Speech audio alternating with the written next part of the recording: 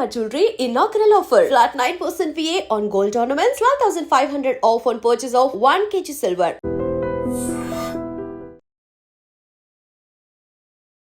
విజయనగరం జిల్లాలో ఉన్న బొబ్బిలి పేరు చెప్పగానే ముందుగా గుర్తుకు వచ్చేది బొబ్బిలి యుద్ధం, దాంతోపాటు తాండ్ర పాపారాయుడు తాండవం.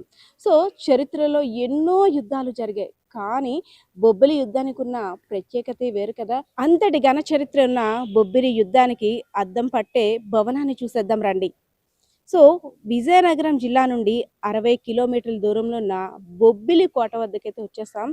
అసలు అంటే మనం చాలా సినిమాల్లో చూస్తుంటాం, లేదంటే మన అంటే అమ్మా నాన్నలు తాతలు ముత్తాతలు చెప్పిన కథలు వింటుంటాం. అనగనగా ఒక రాజు, ఆ రాజు అడవికి వెళ్ళాడు, వేటకి వెళ్ళారు అని కథల్లో చాలా ఇమాజిన్ చేసుకుంటుంటాం. అసలు అడవికి ఎందుకు వెళ్తారు, అసలు ఏ కత్తులు పట్టుకొని వెళ్తారు, యుద్ధం అంటే ఎలా జరుగుతుంది? సో ఇలాంటి చాలా క్వశ్చన్స్ చాలా మందికి ఉంటాయి కదా. సో నేనైతే వాటన్నిటి కూడా ఆన్సర్ చూపేందుకు వచ్చేస్తాను, వచ్చేయండి మీరు కూడా.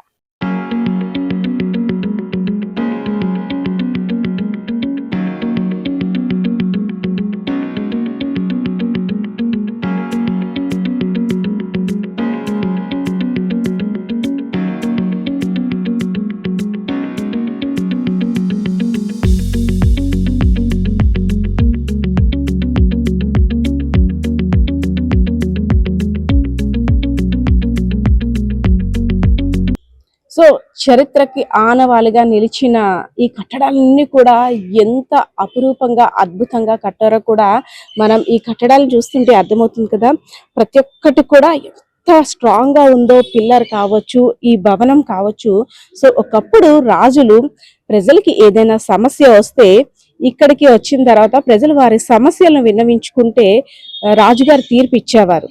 అద్భుత కట్టడాలు, అపురూప కట్టడాల గురించి చెప్పుకోవాలంటే ముందు బొబ్బిలి కోట గురించే చెప్పుకోవాలి. సో మనం చూడొచ్చు రాతి కట్టడం భవనాలు ఎలా మనమైతే లైవ్ లో చూస్తున్నాం. ఒకప్పుడు ప్రజలు తమ సమస్యలు విన్నవించుకునేందుకు, అదే విధంగా తమ కష్టాలని రాజుగారితో చెప్పుకునేందుకు ఇక్కడ దర్బార్ భవనం అన్నమాట, ఇక్కడికి వచ్చేవారు. సో ఇక్కడికి వచ్చిన తర్వాత రాజుగారు ప్రజల యొక్క సమస్యలు వినడం, అదే విధంగా తీర్పులు చెప్పడం చేస్తుండేవారు. సో ఈ దర్బార్ భవనాన్ని అయితే మాత్రం ఇప్పుడు మ్యూజియం కింద ఏర్పాటు చేశారు. ఇప్పుడున్న ప్రస్తుత యువరాజులు. మ్యూజియంలోకి ఎంటర్ అయిపోయాం. ఎంటర్ అవుతూనే ఫస్ట్ మనకి వెల్కమ్ చెప్పేది ఇక్కడ ఫోటో ఎగ్జిబిషన్ అన్నమాట. సో ఫస్ట్ మనం చూడాల్సింది బొబ్బిలి సంస్థానం వారి రాజముద్ర. సో మనం ఎక్కడ చూసినా ఈ బొబ్బిలి యుద్ధానికి సంబంధించి కానీ, బొబ్బిలి రాజవంశీలకు సంబంధించిన కానీ ఈ రాజముద్ర కంపల్సరీగా ఉంటుంది. ఇక్కడున్న ఫోటో ఎగ్జిబిషన్ చూస్తున్నట్టయితే ప్రతి ఒక్క సందర్భాన్ని గుర్తు చేస్తూ, అంటే అప్పుడు కోట నిర్మాణం ఉన్న దృశ్యం, అదేవిధంగా అప్పటి రాజులు బ్రిటిష్ వారు ఎలాంటివి బహుకరించారో అలాగే బొబ్బిలి యుద్ధ స్తంభం చిహ్నం, అదేవిధంగా రంగారావు అంటే బొబ్బిలి రాజావారి రంగారావు గారికి అత్యంత ప్రీతికరమైన ఒంగోలు ఆంబోతంట 8 సంవత్సరాలుగా రాష్ట్ర స్థాయిలో అతి బలమైన ఎద్దుగా ప్రథమ బహుమతి పొందిందంట. సో ప్రతి అకేషన్ని, ప్రతి ఇన్సిడెంట్ని కూడా ఒక ఫోటో గ్యాలరీలో భద్రపరిచి ఇక్కడంతా కూడా ఫోటో ఎగ్జిబిషన్ పెట్టారు. వాళ్ళ చిన్నప్పటి విషయాలు, అదేవిధంగా యుద్ధం సమయంలో సైనికులు పల్లకిలో ఊరేగించింది, ఏనుగు అంబారీ మీద వెళ్ళినవి, దట్టు బ్రిటిష్ వారు వచ్చినప్పుడు ఎలా వీళ్ళు రిసీవ్ చేసుకున్నారు, ప్రతి ఒక్క ఇన్సిడెంట్ని కూడా ఫోటో ఎగ్జిబిషన్ని ఇక్కడ మనం మ్యూజియంకి ఎంటర్ అయ్యేటప్పుడు ఫోటో ఎగ్జిబిషన్ని చూసి అప్పుడు మ్యూజియంలోకి ఎంటర్ అవుతామంట. సో ఎంటర్ అయ్యాం కదా, ఇక లోపల మతి చెదిరిపోయే మంచి అద్భుతాలు అయితే ఉన్నాయి, వింతలు విశేషాలు కూడా ఉన్నాయి. ఇంకా చూద్దాం పదండి. సో బొబ్బిలి మ్యూజియంలోకి ఎంటర్ అవగానే మనం ఫోటో గ్యాలరీ ఎగ్జిబిషన్ చూసాం. తర్వాత లోపలికి స్టెప్స్ ఎక్కి వచ్చిన తర్వాత సో ఫస్ట్గా మనం చూడాల్సింది మహారాజా శ్రీ వెంకట శ్వేత చలపతి రంగారావు బహదూర్ గారు, బొబ్బిలి మహారాజు గారు. సో ఆయన స్టాచ్యూని ఎంత అందంగా ఇక్కడ అమర్చారో ఫస్ట్ ఇది చూసిన తర్వాత రాజులు వినియోగించిన అంబారీలు, పల్లకీలు, అలాగే రాజులు వేట చేసి తీసుకొచ్చిన పులి చర్మాలు, రాజులు వెయింగ్ మిషన్, అబ్బో ఒకటి కాదు చాలా ఉన్నాయి, చూద్దాం. సో ఇవన్నీ చూపించేందుకు మనకు కూడా ప్రతిదీ క్షుణ్ణంగా తెలిపేందుకైతే ఉన్నారు విశ్వేశ్వరరావు గారు ఉన్నారు. సో అసలు ఏ కాలం నాటివి, ఏ టైంలో ఎందుకు ఎలా వినియోగించారో కూడా చెప్తారు. సార్ నమస్తే అండి. నమస్తే సార్, బొబ్బిలి మ్యూజియం అనేసరికి అసలు ఎంతో ఘన చరిత్ర, ఆ చరిత్ర తెలుసుకోవడానికి కొన్ని రోజులు ఏళ్ళు కూడా పడతాయేమో. సో అలాంటి అద్భుత చరిత్రని మ్యూజియంలో భద్రపరిచి, అంటే మాలాంటి ప్రేక్షకులందరికీ కూడా బొబ్బిలి యుద్ధం యొక్క విశిష్టతను తెలియజేసేందుకు యువరాజులు ఇద్దరు కూడా ముగ్గురు కూడా, అంటే ప్రపంచానికి ఈ చరిత్ర తెలియని బొబ్బిలి యుద్ధం అంటే ఏంటి, అసలు బొబ్బిలి యుద్ధంలో వినియోగించిన కత్తులు, అదేవిధంగా సామాన్లు చాలా ఉన్నాయి. అంటే అవి రాజుల భాష మాకు తెలియ, అంటే ఆ వస్తువులు చూస్తే కానీ మాకైతే తెలియదు. సో మీరైతే రెడీగా ఉన్నారా చూపించడానికి? స్టాచ్యూ అంటే దేనికైనా ప్రత్యేకత ఉంటుంది సార్. ఈ స్టాచ్యూ ఏంటి సార్? అంటే ఇప్పుడున్నటువంటి ఈ జనరేషన్లోని ఉన్నటువంటి రాజావారిలో ఈ రాజావారు మొదటివారు. అంటే ఈ రాజావారు 10వ తరానికి సంబంధించినటువంటి రాజుగారు. మరి ఈ రాజావారి నుంచి మనకి ఈ మ్యూజియంలో ఫోటో కలెక్షన్స్ అనేది ఏర్పాటు జరిగింది. ఓకే, ఈయన తీసుకున్న డెసిషన్ అంటే ఈయన దగ్గర నుండి ఇవన్నీ కూడా ఈ ఆనవారన్నీ కూడా ఫోటో లభ్యం అవ్వడం అనేది జరిగింది. సో ఫస్ట్ అంటే ఈయన తీసుకున్న నిర్ణయం, ఈయన ఆలోచన వల్ల మనం ఇవన్నీ చూడగలుగుతున్నాం. సో రండి చూసేద్దాం. మ్యూజియంలోకి రాగానే ఫస్ట్ మనం ఫోటో ఎగ్జిబిషన్ అంటే గ్యాలరీ మొత్తాన్ని చూసేసాం. అదేవిధంగా ఇంకొంచెం స్టెప్స్ ఎక్కి ముందుకు వస్తే సో ఇక్కడ ఉన్న మ్యూజియంలో పల్లకీలు, అదేవిధంగా డిఫరెంట్ టైప్, అంటే అప్పట్లో ఉన్న రాణులు ఎలాంటి అద్దాలను యూజ్ చేసేవారు, వాటికి ఉన్న చరిత్ర, ఇక్కడ ఉన్న ప్రతి వస్తువుకి ప్రతి మూలానికి కూడా ఒక్కొక్క చరిత్ర ఉంది. ఈవెన్ మీరు అక్కడ చూస్తున్న స్తంభాలతో సహా. సో ఈ విశ్వేశ్వరరావు గారు ఫస్ట్ రాగానే మాకు కనిపించింది ఏంటంటే రాజముద్ర, బొబ్బిలి వంశీయుల యొక్క రాజముద్రతోటి ఏనుగు అంబారి కనిపించింది. అసలు అంటే ఈ అంబారి ఇప్పుడు వినియోగించారు. అప్పట్లోని ఈ అంబారీని తయారు చేయడం అంటే ఈ వుడ్ కూడా స్పెషాలిటీ ఉంటుంది కదా. సో దీని గురించి డీటెయిల్స్ కావాలి సార్ మాకు. అంటే ఈ ఏనుగు అంబారీ అనేది వాళ్ళు ఏవైనా ఇంపార్టెన్స్ పండుగలు, ఒక దసరా ఫెస్టివల్ టైంలో కానీ వాళ్ళకి పెళ్ళిళ్ళు గట్రా అయ్యేటప్పుడు ఆ టైంలో మట్టుగా ఈ ఏనుగు అంబారీ అనేది ఉపయోగించడం అనేది జరిగింది. ఓకే సార్, ఇందులో కూడా ఇది రాణిదా రాజుదా అలా ఉంటుంది కదా, అలా ఉంటుందా? ఏనుగు అంబారీ అంటే రాజావారిని పెట్టి ఊరేగించారు. రాజావారు నెక్స్ట్ మెయిన్ రాజుగారిని పెట్టి వీళ్ళు ఊరేగించారు. ఓకే, రాజుగారిని పెట్టి ఊరేగించిన అంబారీ మనకి అక్కడ డిస్ప్లేలో కూడా ఉంది. బొబ్బిలి రాజావారు విశేషంగా ఉపయోగించిన ఏనుగు అంబారీ. సో ఇందులో కూడా డిఫరెంట్ టైప్స్ ఉన్నాయి, అవి కూడా ఇక్కడ మ్యూజియంలో ఉన్నాయి, చూద్దాం. ఏనుగు అంబారీ అంటే ఇది బొబ్బిలి దేవేజర్ రాణి గారు ఉపయోగించిన పల్లకి అండి. సార్ ఈ పల్లకి అప్పుడు కూడా ఇదే, అంటే వెల్వెట్ క్లాత్, ఇది ఏం టేక్ అంటారు సార్? ఇది చాలా వెయిట్ కూడా ఎక్కువగా ఉంటుందేమో మేబీ. ఇది రంగూన్ టేక్ సంబంధించినటువంటి ఐటమ్. ఏది సార్? Rangoon Burma teak. ఆ రోజుల్లో రంగూన్ టేక్ అంటే చాలా కాస్ట్లీ అయినది. అంటే ఈ రోజుల్లో దాని వాల్యూ అనేది మనం కట్టలేము. చాలా వెయిట్ కూడా ఉంటుంది కదా. నెక్స్ట్ దేవేజర్ రాణి గారు అంటే ఇప్పుడు ఉన్నటువంటి రాజావారి తాలూకా నాయనాల అమ్మగారు.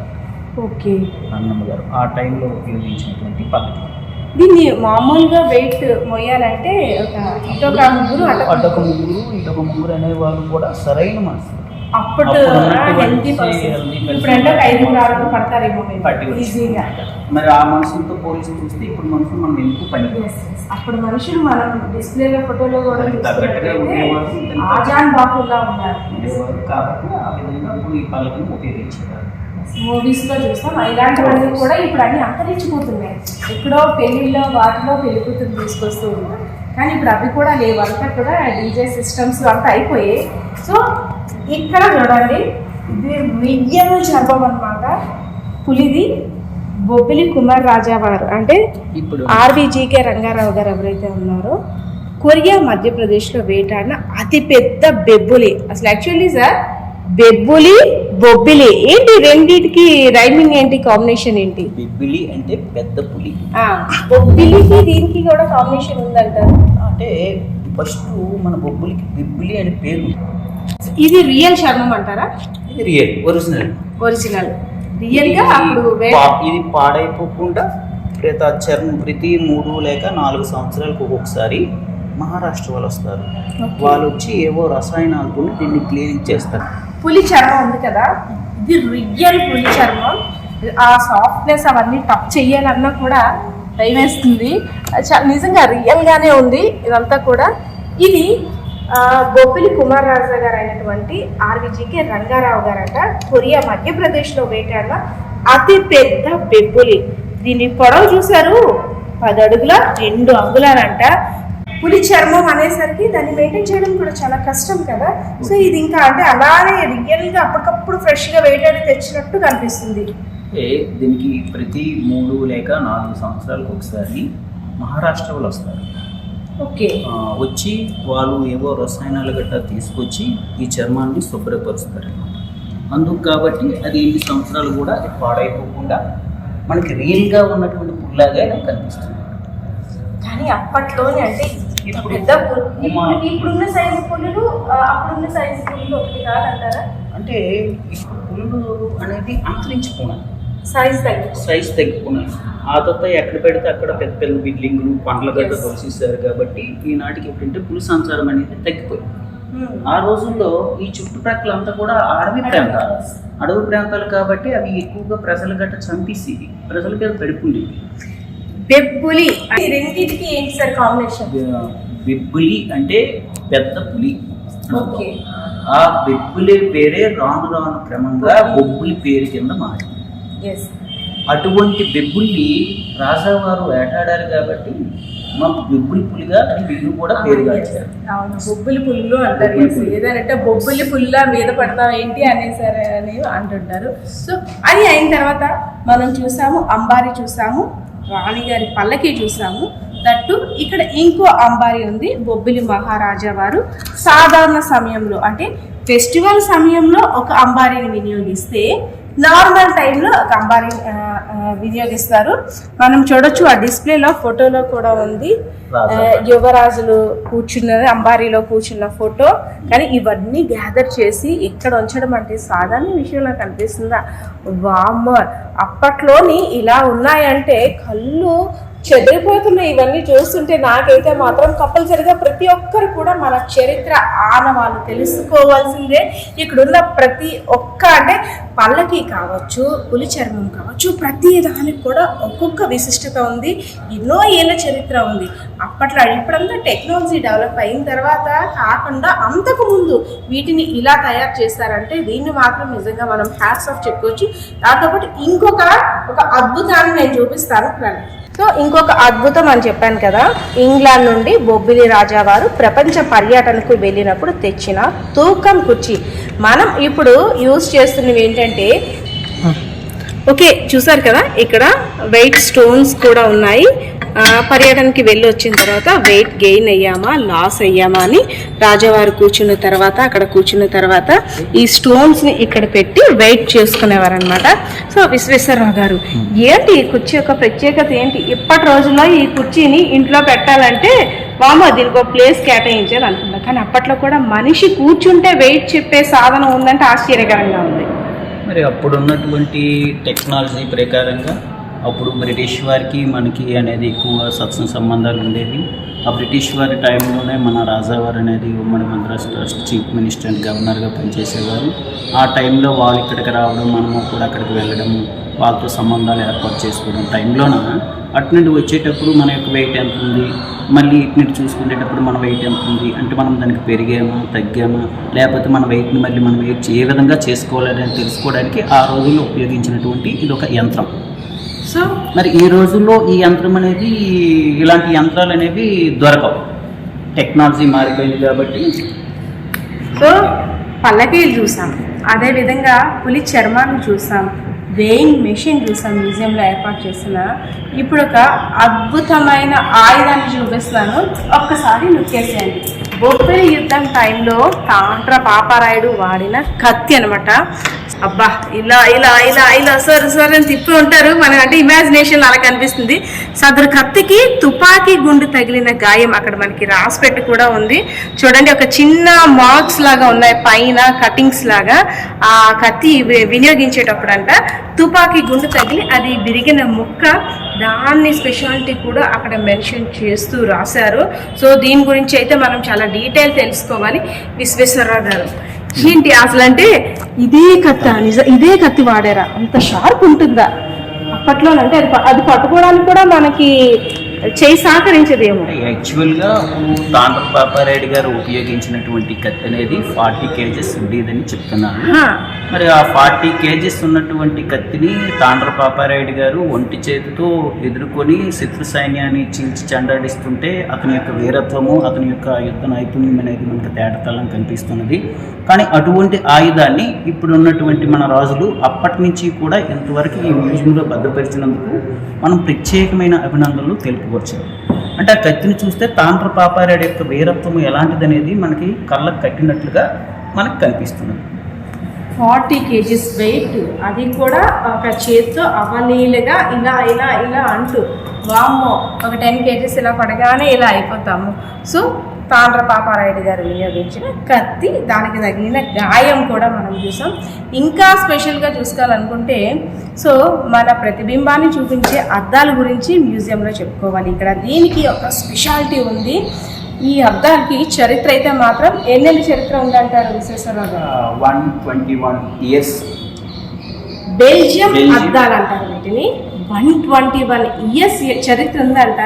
మన ఇంట్లో ఎన్ని అద్దాలు పగిలిపోయి ఉంటాయి, కానీ రాణి గారు స్పెషల్గా డిజైన్ చేసుకొని బెల్జియం నుండి తెప్పించారు. ఈ అద్దాలకు కూడా ఒక ప్రత్యేకత ఉంటుంది. ఏంటంటారు సార్? అంటే మనం వేణి పెట్టి చూస్తే వచ్చాయి మేడం, అవతల కనిపిస్తున్నటువంటి ప్రతిబింబం వేణుకును మనం చూపిస్తున్న వేణికి మయాన కొంచెం గ్యాప్ కనిపిస్తుంది, టచ్ అయిపోకుండా. మరి నార్మల్ మిర్రర్లు తీసుకుంటే అలాగే ఏణి పెట్టి చూస్తే ఆ 2 వేలు కూడా మనకి టచ్ అయిపోయినట్టుగా కనిపిస్తుంది. ఓకే, ఈ 2 వేలు అంటే లోపల ఏదైతే ఆబ్జెక్ట్ ఉందో మిర్రర్ అది దగ్గరగా ఉంటుంది, కానీ ఇక్కడ 4 వేలు ఉంది కదా, అవతల ఆబ్జెక్ట్ పడింది కదా, మధ్యలో చూడండి ఒక గ్యాప్ అనేది క్రియేట్ అయింది. అదైతే క్లియర్ గా ఇది టచ్ చేస్తే తెలుస్తుంది.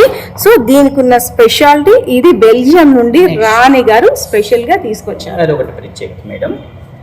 మనము దగ్గర నుంచి చూసినా, దూరం నుంచి చూసినా, కొంచెం సైడ్ నుంచి చూసినా మనం ఎగ్జాక్ట్లీ ఏ విధంగా ఉన్నామో ఈ అర్థములు కూడా అదే విధంగా కనిపిస్తాం. అదే మన నార్మల్ మిర్రర్ అయితే దగ్గర ఉంటే ఒకలాగా, కొంచెం దూరం పోతూ ఉంటే కొంచెం సైడ్ నుంచి చూస్తే ఒకసారి కనిపించవచ్చు, కనిపించకపోవచ్చు మన నార్మల్. అందుకు కాబట్టి ప్రత్యేకత. అంటే ఎటు నలుమూల నుండి ఎటువైపు చూసినా ఒకేలా కనిపిస్తాం అన్నమాట. గ్రేట్ కదా. అమ్మో, ఇంత పెద్ద చరిత్ర ఉంది ఈ అద్దానికి. రాణి గారు దీని ముందు కూర్చొని మేకప్ అయ్యేవారు, అదేవిధంగా వస్త్రాలంకరణ అంతా అంత దూరం నుండి చూసుకునేవారు అనమాట. సో జస్ట్ మన ఇమాజినేషన్ ఇదంతా కూడా.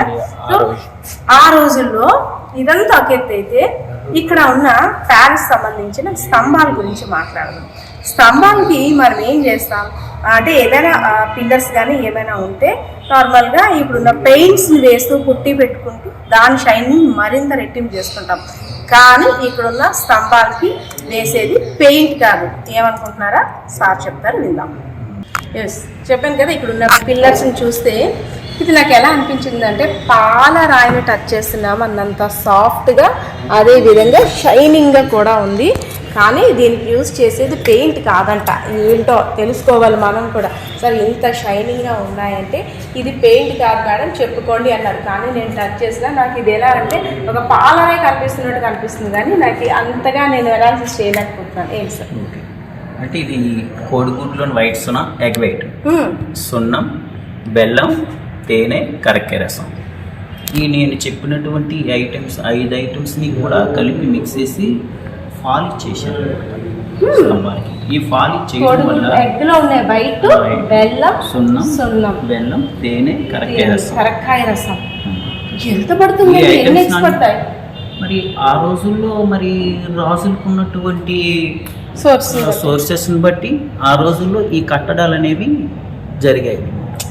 అంటే ఈ షైనింగ్ కోసం ఇవి కలిపితే ఇంత షైనింగ్ వస్తాయి అని ఆలోచన ఉంది కదా. నిజంగా మనమైతే మాత్రం అంటే అప్పట్లో ఉండే కళాకారులకి, అదేవిధంగా ఈ చేతివృత్తి పనిచేసే వాళ్ళందరికీ కూడా హ్యాట్స్ ఆఫ్. ఎంత చెప్పినా సరే తక్కువనే చెప్పుకోవచ్చు. అసలు గుడ్డు వీటితోటి ఏంటబ్బా షైనింగ్, వామో ఆశ్చర్యకరంగా ఉంది కదా. అందువల్ల ఈ స్తంభాలకి మనకి అంటే స్మూత్నెస్ అండ్ షైనింగ్ మనకు కనిపిస్తాయి. Smoothness and shining. అంటే పిల్లర్స్ గురించి చెప్పారు. ఇవన్నీ కూడా గాజు సీసాలతో మూత వేసి ఉన్నాయి. ఏంటి సార్ ఇదేంటి సార్? ఇది గాలి మరకు సంబంధించినటువంటి ఒక ఐటమ్ అండి. అందులో ఒక చిన్న పార్ట్, అంటే ఆ రోజుల్లో గాలి ఎటువైపు నుండి ఎంతవరకు ఎటువైపు, ఎక్కడి నుంచి ఎంతవరకు ఎటువైపు వేస్తుందని తెలియపరచుకోవడానికి అందులో డైరెక్షన్ ఒక చిన్న పార్ట్, మనకు ఉన్నటువంటి పార్ట్ మనం చూపిస్తాం. ఇది సార్, ఇది లైట్ హౌస్. ఓకే, మనకి వైజాగ్ బీచ్ కదా, దాని యొక్క నమూనా. అంటే దాన్ని దేంతో తయారు చేశారంటారు? మామూలుగా చిన్న చిన్న ఓకే, రేకుతో తయారు చేసి లైట్ హౌస్ అప్పుడు ఈ దాని నమూనా. దీన్ని ఆధారంగా చేసుకుంటూ మనకు వార్ మెమోరియల్ యుద్ధ స్తంభాన్ని నిర్మించడం అనేది జరిగిందనేది. ఓకే సార్, ఇది పూర్ణకుంభం. ఈ పూర్ణకుంభం అనేది కృష్ణ రంగారావు గారు మంత్రిగా పనిచేసేటప్పుడు మనకు విజయవాడలో తెలుగు మహాసభలు జరిగాయి. అతన్ని చీఫ్ గెస్ట్ గా ఆహ్వానించారు. అతన్ని సన్మానం చేసేటప్పుడు ఈ కలశాన్ని అతనికి ప్రజెంట్ చేశారు. ఓకే, సో దాని గుర్తుగా అలా అన్నమాట మ్యూజియంలో. ఇదేంటి సార్, ఇది చదరంగమా?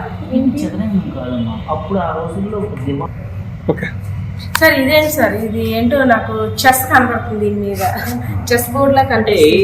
ఆ టేబుల్ కు ఉన్నటువంటి 4 కాలు కూడా ఐవరీ ఏనుగు దంతాలతో చేసినటువంటి కాల్స్ అన్నమాట. ఓకే, ఏనుగు దంతాలతో చేసిన ఆ విధంగా కాలు కింద పెట్టారన్నమాట ఆ టేబుల్ కి.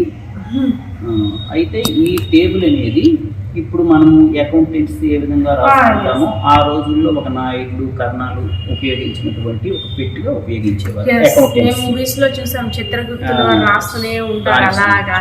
కానీ ఇది ఏనుగు దంతాలు పిల్లర్స్ గా యూజ్ చేసి పెట్టిని తయారు చేశారు. ఓకే సార్, ఇది ఏంటి? ఈ పళ్ళెం ఏంటి వెరైటీగా ఉంది, డిజైన్ తోటి స్పెషల్ గా. ఆ రోజుల్లో కళాకారులు ఉండేవారు, శిల్ప కళాకారులు.